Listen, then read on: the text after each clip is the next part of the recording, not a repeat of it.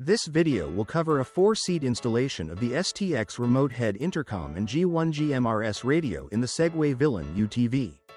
This same installation will work with any Rugged Radios remote head intercom or M1 radio. Step 1. Remove the bolts, washers and spacers securing each seat. Undo the bolts securing the seat belts. Then remove the seat belts that are running through the seat backs. Unplug the driver's seat from the battery connection. Seats can be slid all the way forward and removed. If you do not have the bus bar accessory and you are using power directly from the battery, the cover behind the driver's side seat should be removed to reveal the battery. With that complete, remove 14 push pins along the center console as shown here. There's 7 along each side that need to be removed. Leave the center console in place. As we move through this installation, we'll simply be replacing the hardware for the push pins. Step 2. Before we begin, it might help to give you a visual outside of the vehicle how the intercom mount works. We will use the 2 bolts that came with your intercom and slide them into the channel alongside the intercom. The edge of the mount slips into the channel alongside the intercom, holding it in place as seen here, while the screws on the opposite side secures the intercom into the mount. Tighten the bolts on the intercom with a 10mm wrench. Place the mount in the back of the glove box as shown and mark the drill holes for mounting. Note that the widest part of the mount should be at the top while the side with the nut slots is positioned at the bottom.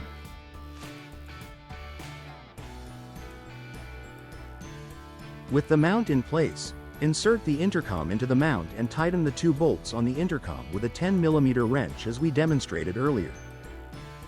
Step 3. Starting with the co-driver, attach the PTT to the grab bar. Feed the cord to the bottom along the center console and then behind it. The driver side PTT will go on the steering wheel around the center cross-section on the left side as shown here. It's good practice to add a strain relief loop as shown to relieve tension on the cable. More detailed instructions are included with your push-to-talk button. When in position, the coil cord portion of the PTT hangs loose next to the steering wheel to provide length and freedom of movement when turning the steering wheel. With the PTT attached to the steering wheel, loop a portion of the coil cord and secure it to the top of the steering column as shown. Use soft tie R-wraps to secure the cable. This will provide additional strain relief on the cable when turning the steering wheel. For now, feed the end of the PTT cord below and through the steering wheel column as shown. Both PTT cables will eventually connect to the intercom in the glove box later in this installation. To help with cable management, remove the front plastic as shown here. Also remove the plastic cover located just above the dash. Pull the excess cable through. We'll connect the cable later in the installation. Step 4. Next, remove the rocker button panel from the center console below the dashboard main screen. Take the intercom rocker switch interface and feed a cable first through the slot and push it in place to secure it. Pull the excess cable through. We'll connect the cable later in the installation. Step 5. Run the length of headset cables from the back seat to the front center console. Here, we just loosely tied the cables to keep them in place while we work the cables forward through the cab. Now, for this installation, we will run power straight to the battery. However, if you wanted to run power to the optional bus bar, install the bus bar so that the leads are able to connect to the power in the vehicle and the waterproof connector reaches the intercom and filter. But remember, we're connecting power straight to the battery, so let's get back to our intended installation. Start by positioning the provided power cable with the leads near the battery terminals and running the remaining cable loosely up towards the dash. From here, begin securing the power cable inside a wire loom as shown. The loom both protects your cables and really cleans up your installation. When applying the wire loom, keep the power cable alone in its own loom. Follow that same approach for the driver and co-driver headset cables, with each one getting their own wire loom. Insert the co-driver PTT cable into the loom at the point where it meets with the loom. Make sure to leave a little bit of slack on the PTT cable. Where the PTT cable comes out of the loom, wrap the wire with the provided tape to protect and secure it in place. Next, lay the co-driver headset cable along the side of the seat area against the center console until it runs down to the floor. When all cables are completely wrapped in their respective wire looms, wrap the ends of all the looms to prevent fraying with the provided tape. When complete, your cable runs should look really clean and have that additional layer of protection from the wire loom. With each cable, starting from the top, clip the loomed wire into a P-clip near the first insert. For screwing both the power and headset loomed cables, line the holes of each P-clip on top of one another and screw through both holes and into the insert. The loomed wire should be taut, but not stretched as you lay it snugly along the profile of the vehicle. On the co-driver side, there is one push pin to remove and replace with an insert below the PTT and grab handle. Clip the single PTT wire as shown through a P-clip and screw it in just as before to secure the cable. Next, we need to drill a single 1 3/4 inch hole on the back of the center console between the driver and co-driver position. This will be used to feed the previously prepared cables under and through the dash. Use a marker to mark the location and drill the hole with the supplied hole bit, being careful not to cut any cabling. Next, insert the plastic grommet into the hole and run the ends of the loomed cables through the front of the grommet, feeding as much cable as possible. Pull the excess cable through. We'll connect the cable later in the installation. Now, remove both push pins across from the hole we just drilled. As we did before, we're going to use 2 P-clips to hold the cables and use a single screw to secure the cables in place as seen here. Step 6. At the top left corner at the back of the glove box is a rounded square grommet and a USB cable. We need to pull the USB cable out and then remove the grommet from the glove box. Trim the inner portion of the grommet as shown to remove excess material, leaving just the rounded rectangle shape as shown. We do this to widen the grommet hole and allow the radio and intercom cables an easy pass through to the intercom. Make sure to replace the grommet into its hole in the glove box. Now pull the USB, PTT, headset, and power cables through the glove box grommet and into the glove box. For the driver push to talk, we will use the extension cable along with the intercom push to talk adapter. This will allow us to connect the right pinouts for this cable connection. Although not required, it's ideal to use the included heat shrink tubing to secure the adapter and cables together. Now, connect the radio extension cable to the radio cable on the back of the intercom. This is the 5-pin connector that's hardwired into your intercom. After completing that connection, feed the remaining cable through the grommet back into the front of the vehicle, ultimately, working its location up towards the intended radio mounting location. Do the same for the power cable of the intercom, pulling it out through the glove box to the space of the top panel. Next, with the cable fed through the rubber grommet into the glove box, connect the cable for the remote head to the front of the intercom. Connect all remaining headset and push-to-talk cables to the intercom, paying close attention to match cables to the appropriate intercom ports. You may want to remove the intercom from the mount in order to better see the installation ports on it, and then reinstall the intercom with cables attached back into the mount. Now, we need to install the active filter and connect the leads to the intercom. We'll connect the active filter to the radio further in the installation. Shown here, the active filter rests across the tubing and is held in place with zip ties.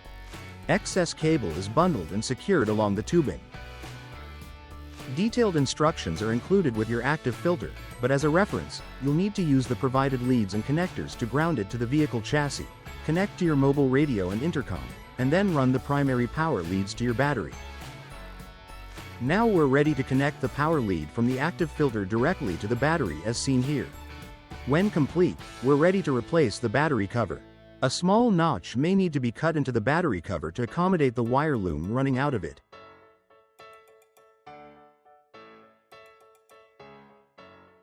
Now we're ready to return the seats back into position and secured in place with the hardware we removed earlier. They should be set forward when fit into the vehicle. Feed the small buckles from the vehicle through the bottom slot on the seat. It's a slightly tight fit that may require some finessing. Next, reinstall the seat belt hardware. Now, feed the straps through the slots at the top sides of the seats. Using soft tie R-wraps, secure the headset cables to the roll cage as shown here. When complete, feed the cable through the seat back, leaving about 18 inches or so to comfortably provide enough length for you to turn your head in all directions. Do this same procedure for both seats.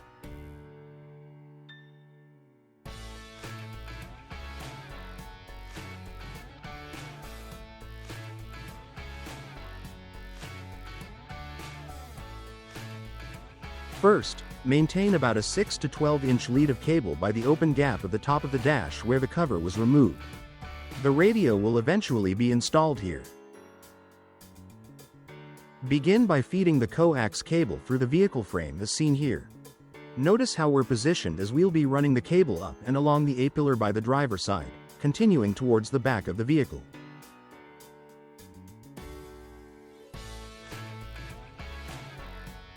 Once we reach the rear of the vehicle, we want to identify the center location between the two support roof bars at the center of the roof.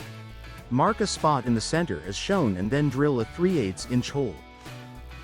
Insert the NMO bulkhead from under the roof and then secure it from the top with the NMO nut, washer and O-ring. Tighten the nut gently using a crescent wrench positioned vertically as shown. A vertical hold on the wrench reduces over-tightening as we don't want to strip the screw or nut. And now, connect the coax cable to the NMO bulkhead. Clean up and organize the coax cabling using R-wraps as shown to secure the length of cable along the roll cage. Now, screw your antenna onto the top of the nut until hand tight.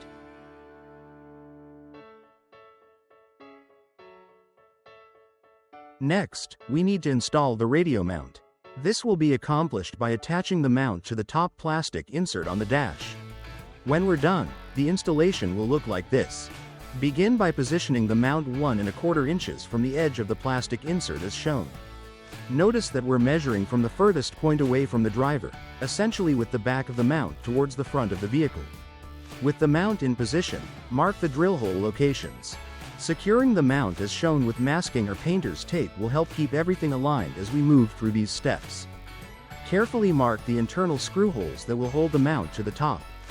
This is a tight space, so if you can't mark it with a pen, you could try using a short nail or screw tip to scratch the hole location for later identification. Now, with your holes marked, drill out all locations with a 3/8 inch drill bit. Now, we need to drill a hole for cable pass-through. We begin by marking a location 4 inches from the back of the tray as seen here. Drill a 3/8 inch hole to start. Using that as a pilot hole, now drill out an 1¼ inch hole. With our holes drilled, secure the mount with the black oxide screws, lock nuts, and washers. Make sure the washers are on the bottom of the nuts resting against the plastic top. Secure all screws snugly. Then, connect the programming and coax cable to the radio. We'll connect the power cable in a couple minutes. Remove all 4 set screws on the side of the radio. Slide the radio through the mount and align the side holes on the radio to the holes on the mount. Reinstall the set screws back into the radio to secure it to the mount. Connect the power cable to the radio. Snap the plastic top back into place on the vehicle over the electronics. Next, mount the programming cable in an easily accessible location as shown here to provide easy access for programming, firmware updates and potentially adding an optional external speaker. Secure the cable in place using a soft tie R-wrap. To finish off, reinstall the cover back onto the front of the vehicle. Your installation is complete. It's always best to test radio and intercom performance in an outdoor open area. As always, Rugged Radios stands by to help with any questions you have. Check out product manuals and instructions online or give us a call for assistance. Get ready to go further. Be sure to check out our other videos for more fun and informational content. And of course, subscribe to our YouTube channel and hit that bell icon to be notified when new content is posted. And lastly, from all of us at Rugged Radios, thanks for watching.